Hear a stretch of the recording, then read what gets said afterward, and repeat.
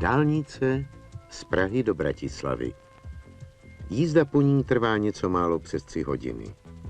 V silničním provozu má řadu předností, které motoristé dovedou ocenit a dokonale využít.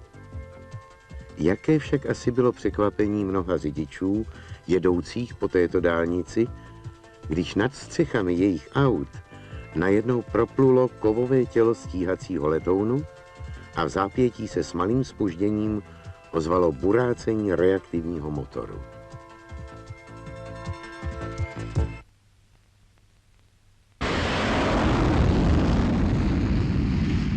Jeden úsek dálnice se uzavřel a stal se načas letištěm.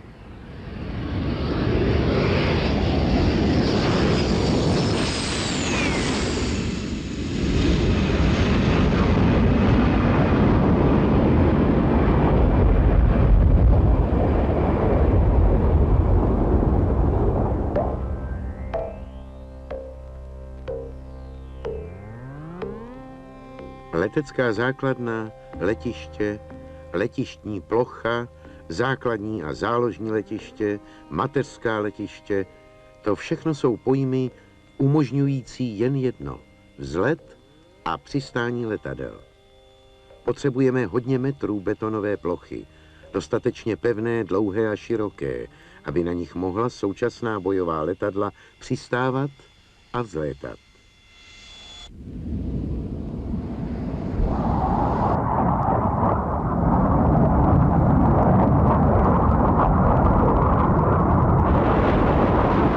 Máme sice taková letiště se vším potřebným, co k létání patří, ale budeme je mít v prvních a dalších hodinách ozbrojeného střetnutí? Ano i ne. Stálá letiště jsou poměrně snadno zranitelná. Pro velké rozměry i proto, že se dají těžko utajit. Přes určité možnosti letištního manévru v bojové činnosti letectva bude nutno v ozbrojeném střetnutí získat a využít další plochy vhodné pro vzlet a přistávání letadel, například dálnici.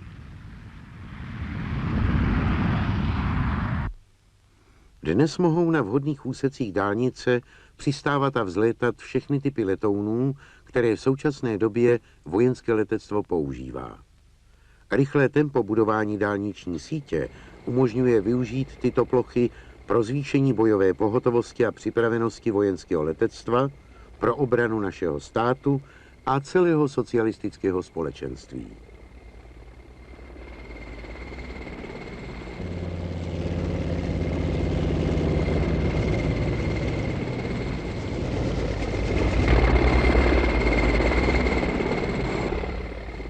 Vybraný úsek dálnice musí splňovat řadu požadavků, především musí být rovný a dostatečně dlouhý, s možností rozptylu a maskování letounů i ostatních prostředků.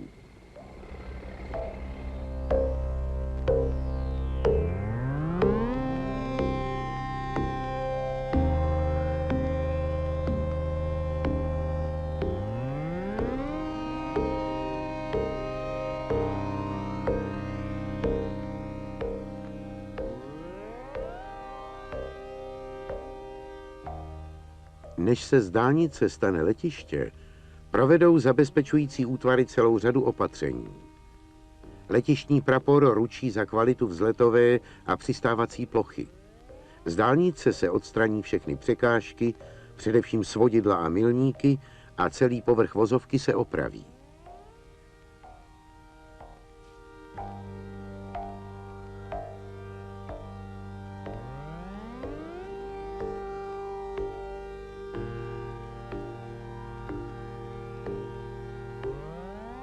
Vzletová a přistávací plocha se důkladně zbaví všech nečistot, které by mohl motor nasát.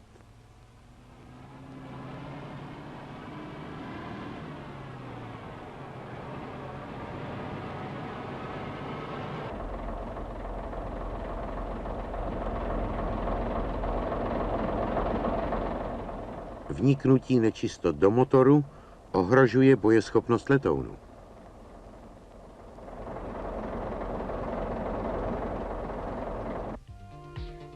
Na plochu se namalují všechna potřebná označení, vytyčující například práh dráhy, a další signální znaky umožňující orientaci pilota při vzletu, přistání a pojíždění.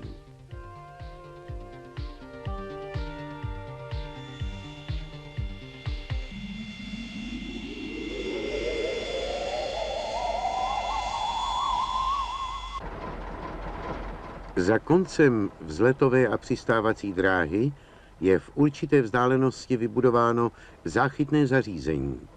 V případě závady na technice nebo při pilotově chybě během přistání může nouzově zkrátit výběh letounu.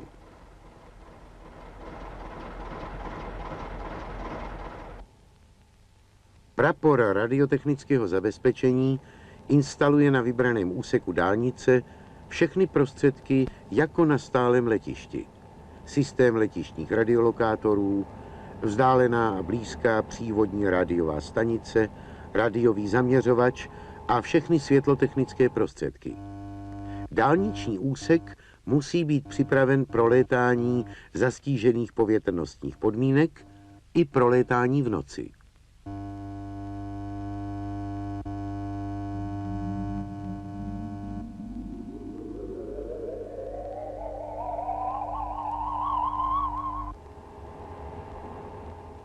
Startové velitelské stanoviště je umístěno na nejvhodnějším místě s přehledem pro vzlety a přistání letounů.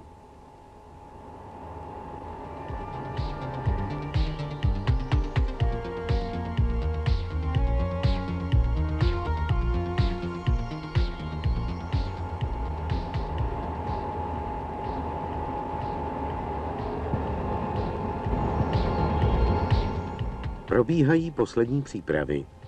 Systém letištních radiolokátorů je už v provozu.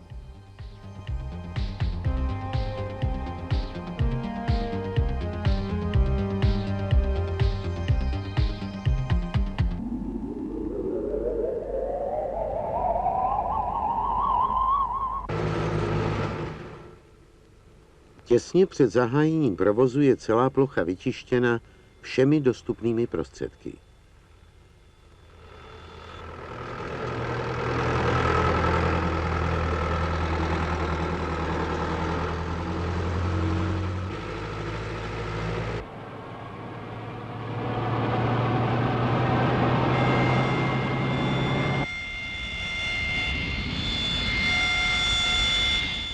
Dálnice je připravena.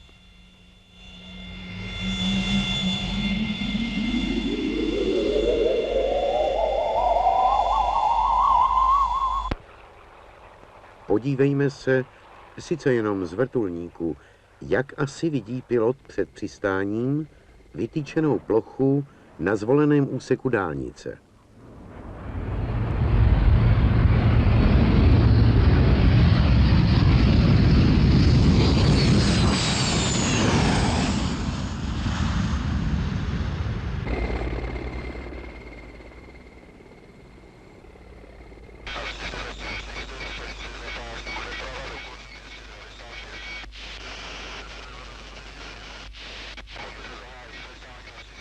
Řídící létání a dozorčí letovod vše překontrolovali.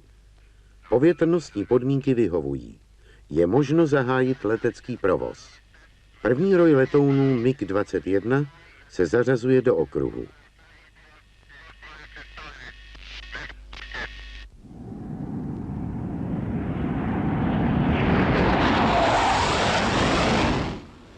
Po rozchodu nad středem dráhy jednotlivé letouny v určeném místě vysunují podvozek.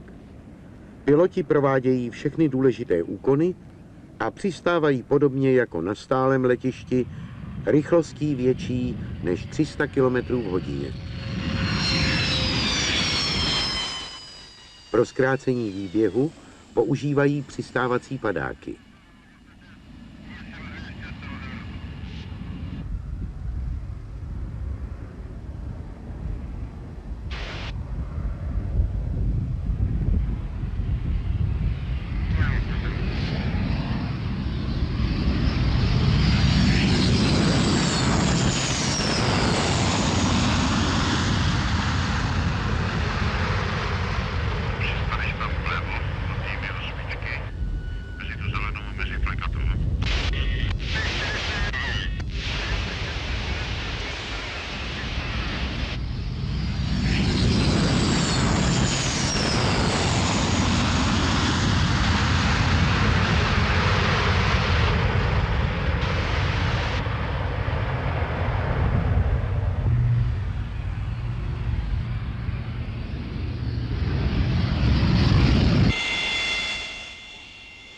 Po přistání posledního letounu pojíždí celý roj na určenou provozní stojánku.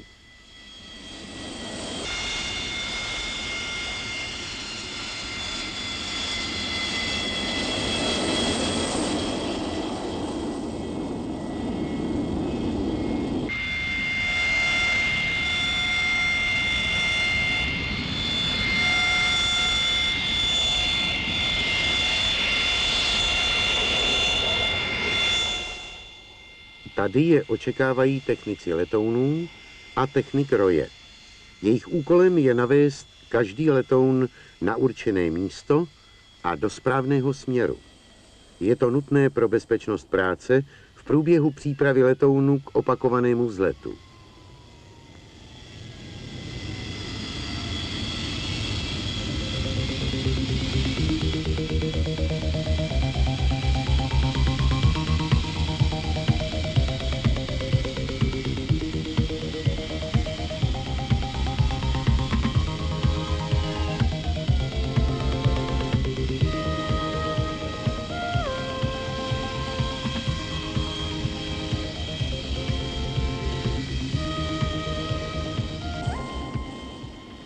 Technický personál, potřebné prostředky a pomůcky, kontrolní a měřící technika jsou umístěny v úkrytech nebo zamaskovány v blízkosti provozní stojánky. Letouny jsou doplňovány palivem a znovu vyzbrojovány. Harmonogram činnosti je přísně dodržován. Skupina techniků a mechaniků, určená k provedení přípravy k opakovanému vzletu, je vyčleněna v počtu podle úkolů, které mají piloti plnit v následujícím letu. Technici i mechanici jsou zkušení. Dokáží připravit letouny v nejkratší době s minimálním počtem osob.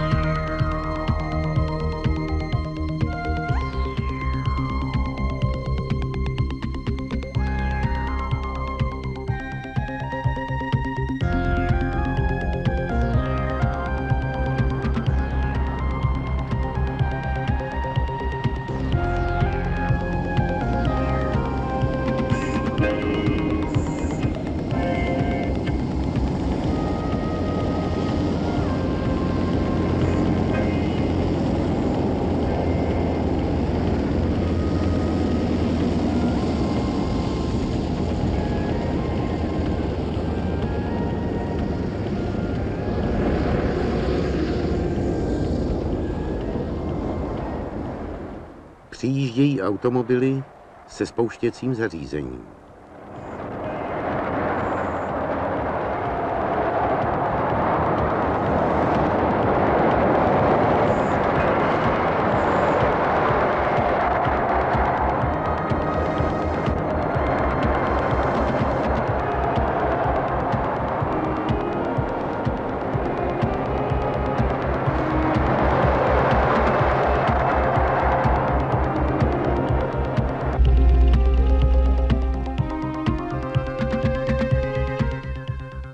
Piloti nastupují do letounů.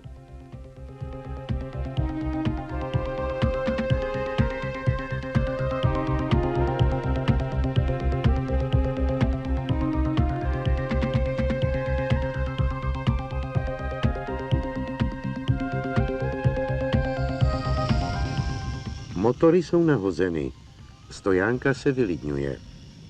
Zůstávají pouze technici letounů a technik roje, kteří zabezpečují vyjetí letounů na další vzlet.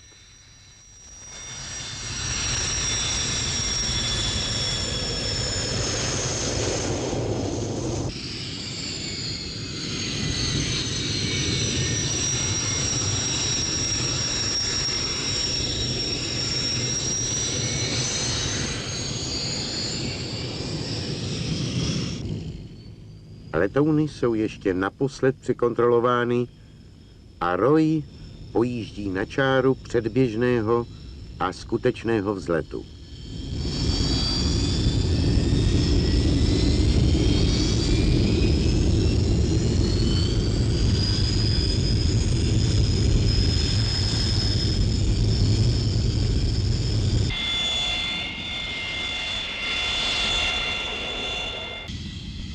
Řídící létání povoluje vzlet.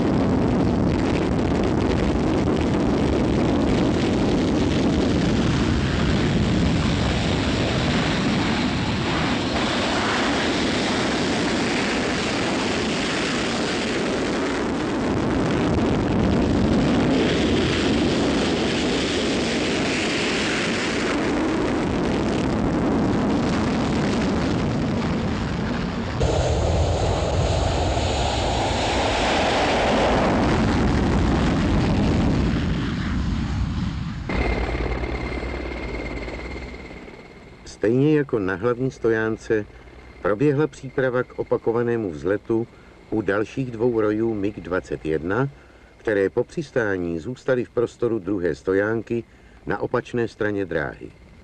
Protože vyhovuje směr a hlavně síla větru, vzletnou oba roje z druhého konce dráhy.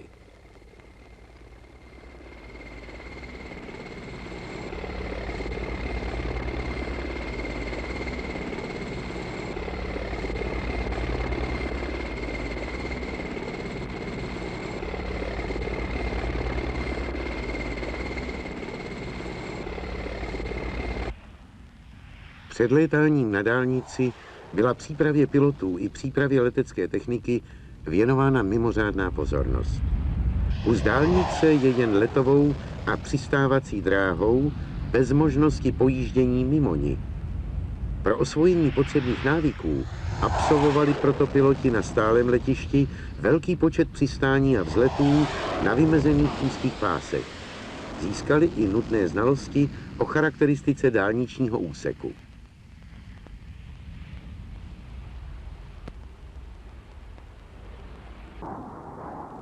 V první ukázce vzletů a přistání na dálnici byli přítomni nejvyšší představitelé našeho vojenského letectva a další hosté.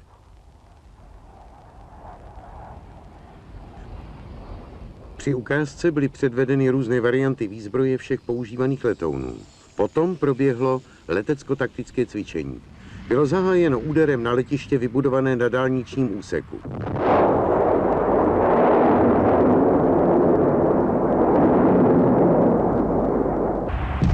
Úder provádějí stíhací bombardovací letouny, které představují protivníka.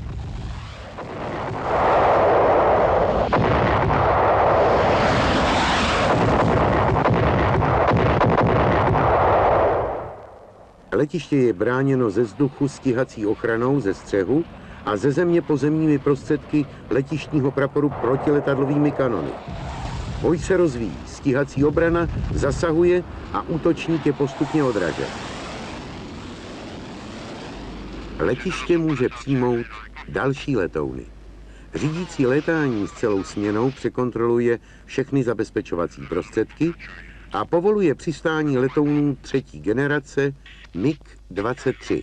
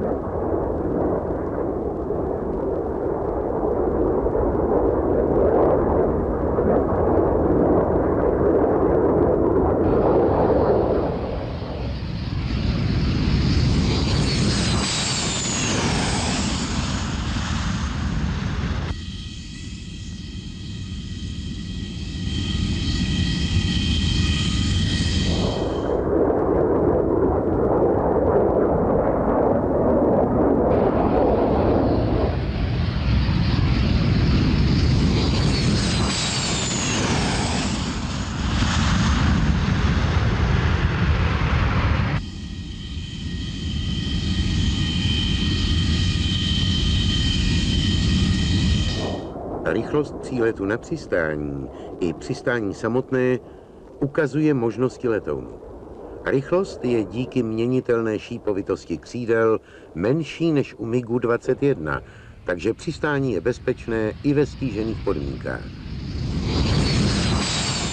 Pro zkrácení výběhu i přes menší přistávací rychlost používají MiGy 23 přistávací padáky.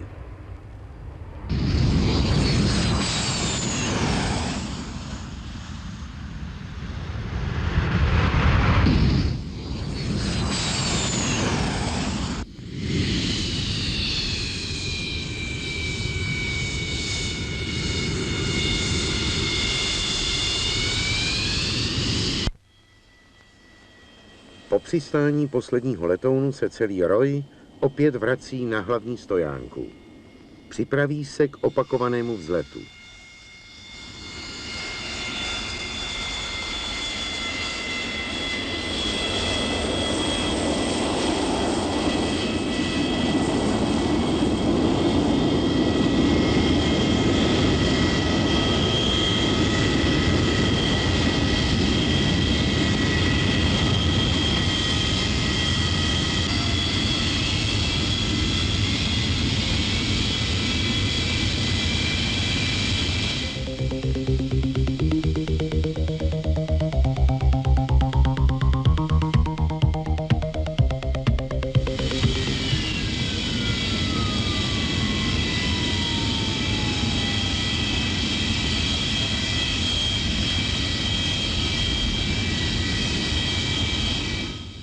Technici letounů navádějí piloty do bezpečnostního směru.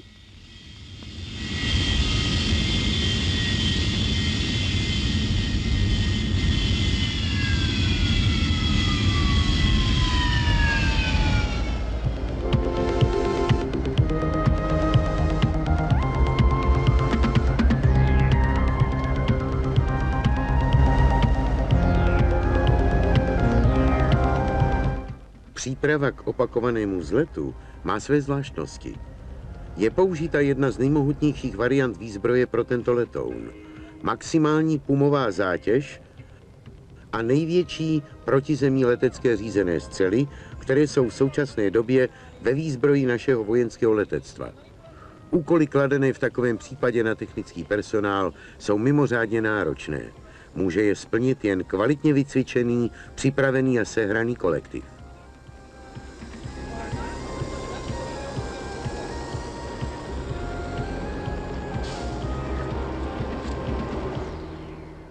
Velitel ROje provádí s piloty poletový rozbor a přípravu na další bojový úkol.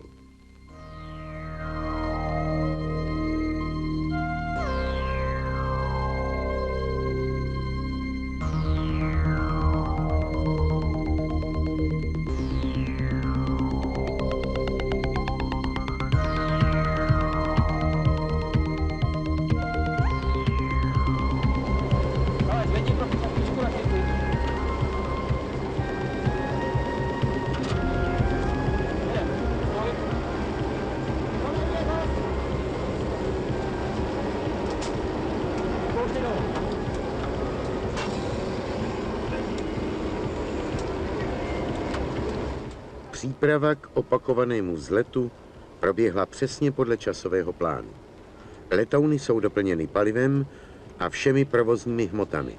Jejich výzbroj umožňuje splnit jakýkoliv bojový úkol.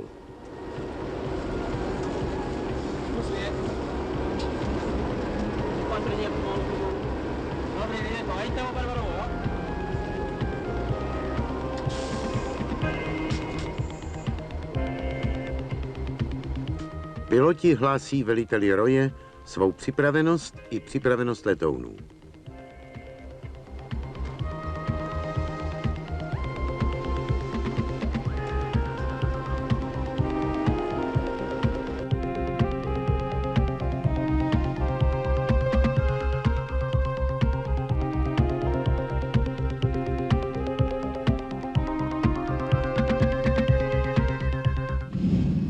Motory jsou nahozeny, stojánka se uklidňuje. Zbývá vyvést letouny na vzletovou dráhu.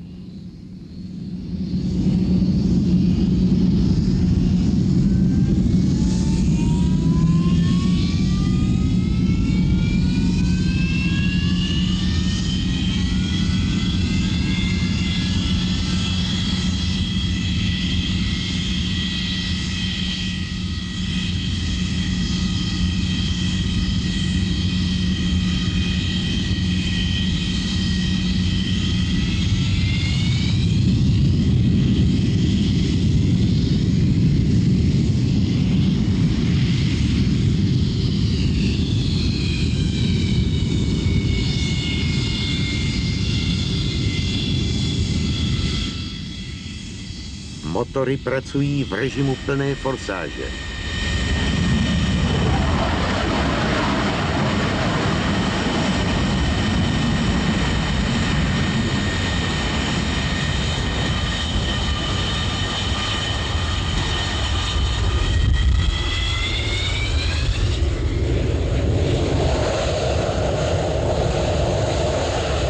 I tak náročný úkol, jakým je létání na dálnici, se dá při odpovědné přípravě pilotů, technického personálu, letecké techniky i vlastní vybrané plochy splnit úspěšně a bezpečně. Získané zkušenosti budou v příštích letech využity ke zkvalitnění metodiky výcviku létání na dalších možných úsecích dálnice. Dálnice osiřela, stane se opět sama sebou. Bude zkracovat vzdálenosti, bude pomáhat našemu hospodářství. V případě nutnosti však nad ní znovu zaburácí motory a kola podvozků zanechají stopy na jejím povrchu.